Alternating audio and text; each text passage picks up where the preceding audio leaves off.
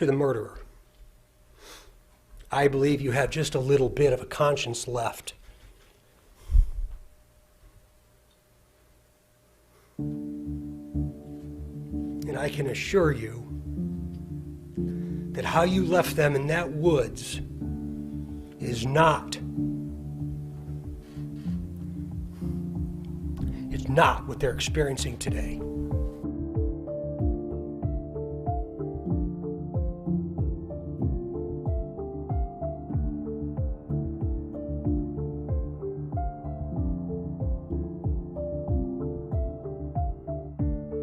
In Nathaniel Hawthorne's Young Goodman Brown, Goodman Brown is walking through the woods expecting to meet the devil. It is unclear if this encounter is a dream or reality. Goodman begins to feel nervous about the woods, which he perceives as inherently dangerous and possibly wicked. The forest is characterized as devilish, frightening, and dark.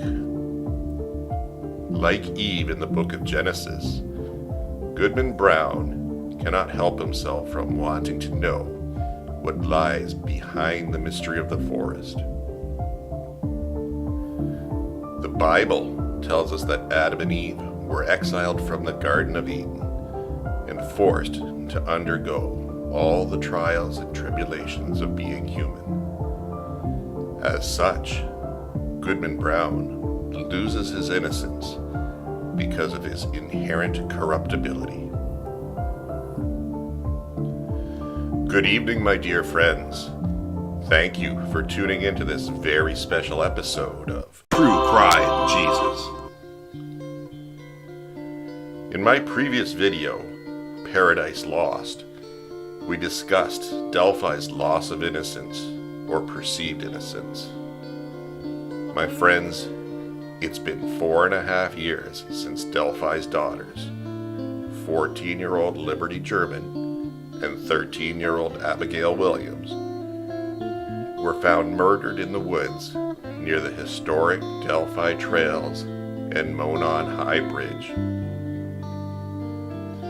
Law enforcement has remained tight-lipped on their investigation, while on social media, a wary public continues to be bombarded with exotic narratives and theories, nefarious persons of interest, and numerous so-called information leaks.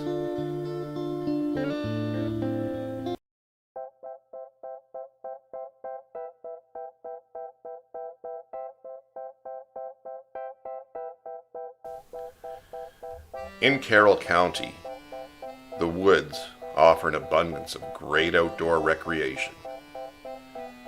One can receive exclusive hunting rights for all games in most cases. These hunting leases offer some great outdoor recreation for all types of hunters, consisting of white-tailed deer, turkey, squirrel, upland game, rabbit, waterfowl, as well as excellent fishing opportunities. The vast acreage of forest and privately owned land makes this a virtual playground for the outdoorsman, the avid hunter, hiker, the geocaching enthusiast, and perhaps the diabolical predator. It'll be a different hunting season.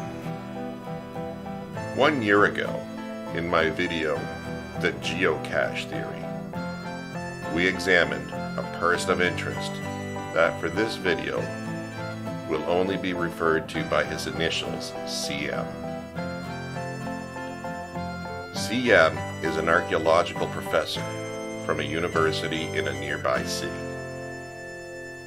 CM was conducting archaeological digs in Delphi for several years leading up to the murders of Delphi's daughters, Abigail and Liberty. CM was also intimately involved with geocaching between 2013 and 2017.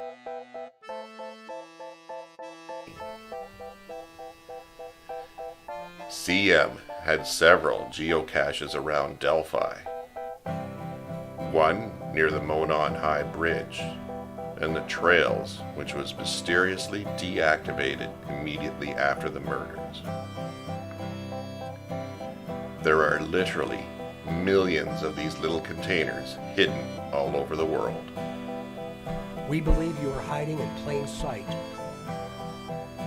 Hiding in plain sight is a phrase geocachers use to describe geocaches that are right in front of their faces, but they are unable to see them.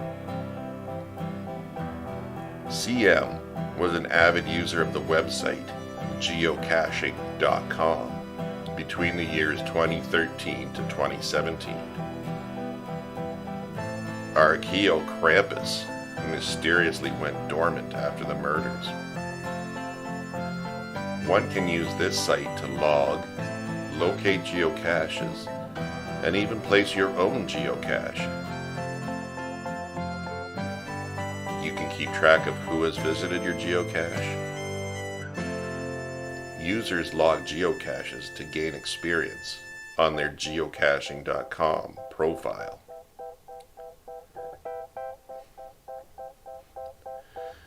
Another regular user of the site was Kelsey German. Kelsey had a basic membership. Kelsey logged 2 of CM's premium geocaches. First logged was the Silurian Reefs of Delphi premium Earth cache on July 3rd, 2016. The second was CM's Moss Cemetery premium geocache that was logged 2 days before the murders on February 11th, 2017. Both of these geocaches were owned and maintained by CM. On November 27th, 2016, the Stones of Freedom Bridge premium multi-cache was logged. This multi-cache requires counting stones and completing math problems to receive the coordinates.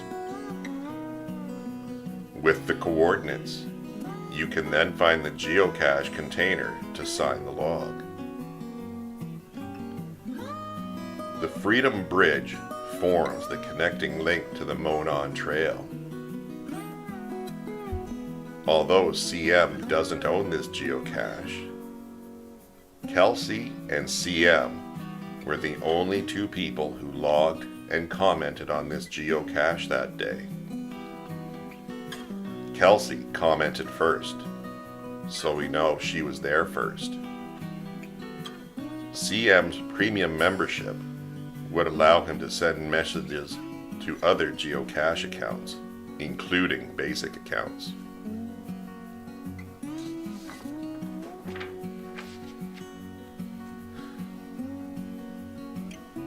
On February 11th, 2017, the last day that Kelsey and Libby supposedly geocached together, Kelsey and Libby logged 4 geocaches. One of those geocaches, Moss Cemetery, was the second of CM's premium geocaches logged by Kelsey. It was never explained how Kelsey had access to CM's premium geocaches, since a premium geocache would not be accessible to a member with a basic account. There were a total of 18 geocaches Kelsey logged on geocaching.com. 2 of the only 3 premium geocaches she logged were owned by CM. Months earlier, was it just a mere coincidence that the only 2 individuals to log the geocache at Freedom Bridge on the same day were Kelsey and none other than the local college professor, CM? From observing CM's online activity, It was clear the professor had a fascination with German history and folklore. All his screen names across various social media platforms all end with the number 1939.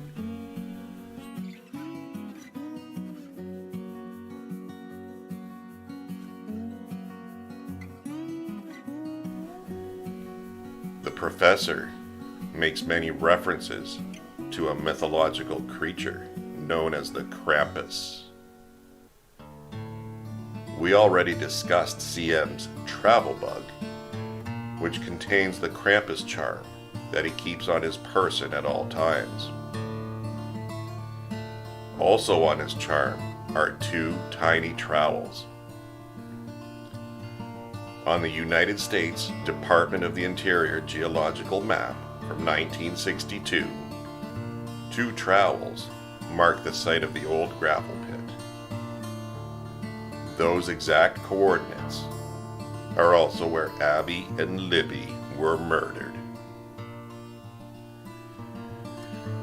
Krampus is a half-goat, half-demon creature whose origins are traced back from German folklore, with roots going back centuries to ancient paganism. Krampus was depicted as frightening and gruesome, and would appear during the Christmas season with a large basket strapped to his back that was filled with bound children. He would then take them to his lair in the forest for torture, drowning, beating, and then transported to hell. According to the myth, Krampus always carries a bundle of birch branches to beat and terrorize naughty children. This is interesting when you consider the Delphi crime scene was amongst birch trees. Libby was also found nude and covered with birch branches. There is also a German tradition in which children would leave their shoes out for Krampus to fill with treats if they had been good. If naughty, their shoes would be filled with a birch rod. Interestingly, or perhaps telling, one of Liberty's shoes was at a different location. Perhaps a souvenir for a sick and diabolical predator.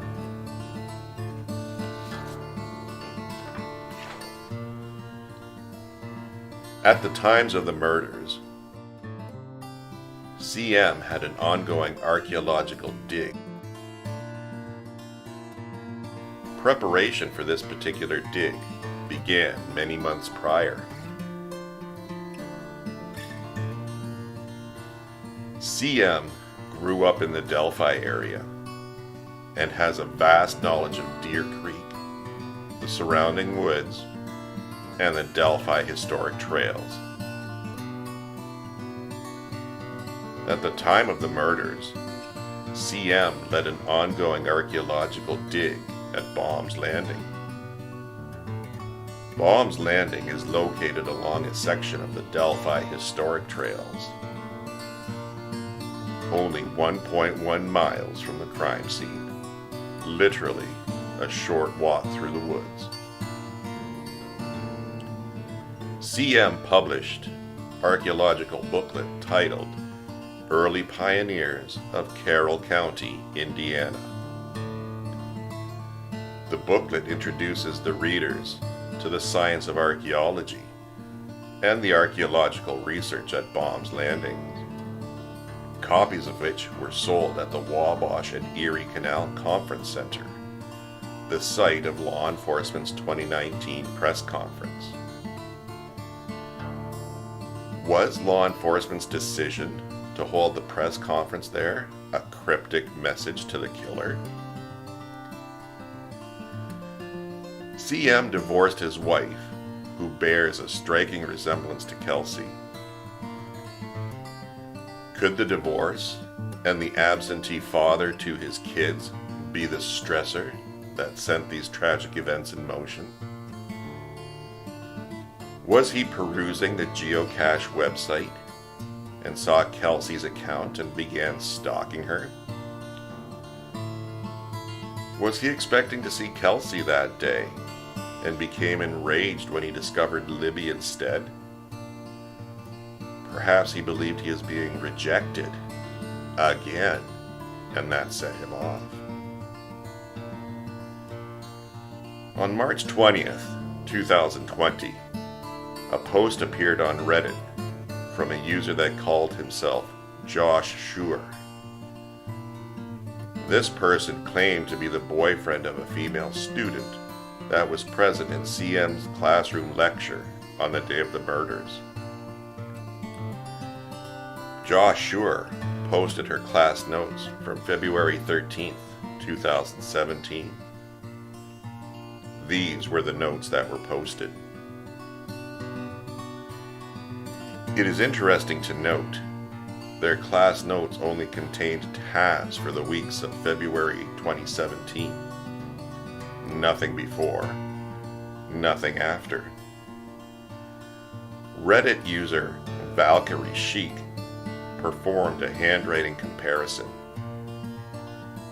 As you can see, the notes appear to be written by two different people. Some think one author writes more masculine, and the other writer more feminine. The account, Josh Shure, only made this one post and then disappeared. The user never responded to any questions or comments on their post. The user also didn't respond to any private messages. The schedule he showed was the generic schedule that anyone can find online.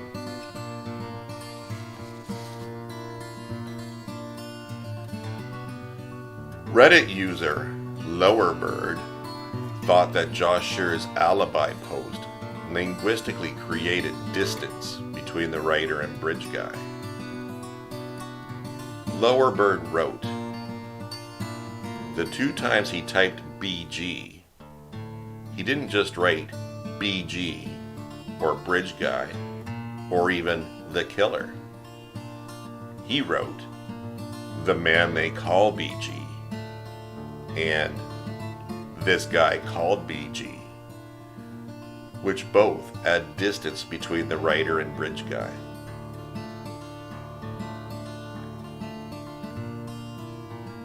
The writer never used Libby or Abby's names in the alibi post. Only once did he refer to Abby and Libby.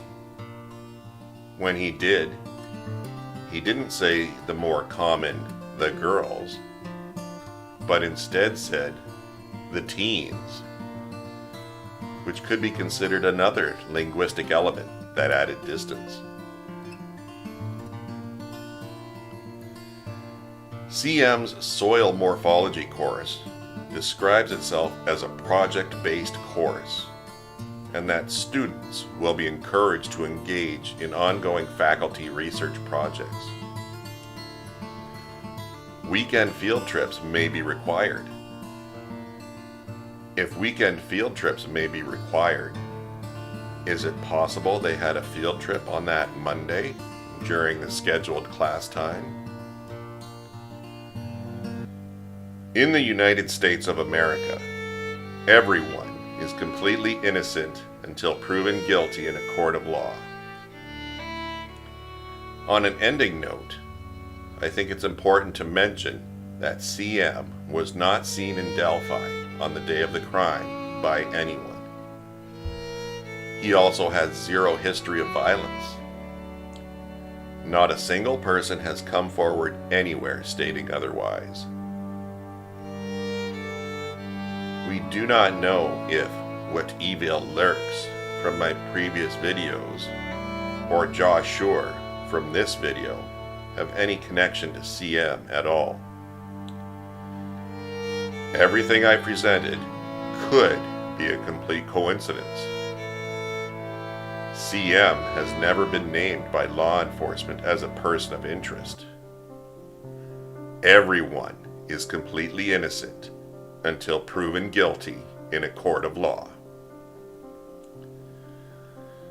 In Hawthorne's Young Goodman Brown, Goodman lost his innocence because of his inherent corruptibility, which suggests that whether the events in the forest were a dream or reality, the loss of innocence was inevitable. Goodman had made a personal choice to go into the woods to meet the devil. My friends, Delphi's daughters, Liberty German and Abigail Williams, were taken from this world by an evil, diabolical predator that used the woods as his personal playground. It has been more than 4 years since these 2 teenage girls were brutally murdered. Today, a new park, a new playground, the Abby and Libby Memorial Park, to honor 2 young girls who were killed in the woods in Delphi. While building the Legacy Park in honor of Abigail Williams and Liberty German, Abigail's grandmother unearthed multiple rocks shaped like hearts in the field. "We've always said this was a legacy of life," said Diane Erskine, Abigail's grandmother. "We don't want headstones. That's not what we had planned for them. Plans of life and growing up, and so they're not here physically, but spiritually and emotionally." That is all the time we have for you this episode, my dear friends. If you enjoyed this video, then please hit the like button. If you haven't already subscribed to this channel, then please do me a kindness and do so. Ladies and gentlemen, I'm very proud to announce we passed 4,000 subscribers. I would like to say thank you to all my loyal viewers. I look forward to making many more videos. This episode would not have been possible without the nutrition and sustenance that True Crime Jesus receives from his favorite heavenly treat, Ben & Jerry's Chocolate Therapy Ice Cream. Chocolate Therapy Ice Cream is a magnificent concoction of chocolate ice cream, chocolate cookies, and delicious swirls of chocolate pudding. That is why True Crime Jesus is so good at solving crime. I'd also like to thank my good friend and co-writer of this fantastic episode, Blue Angel. It is always a pleasure working with him. I appreciate all his efforts and hard work, and I do hope that we can work together again soon. So, until we meet again, my dear friends, this is True Crime Jesus, signing off.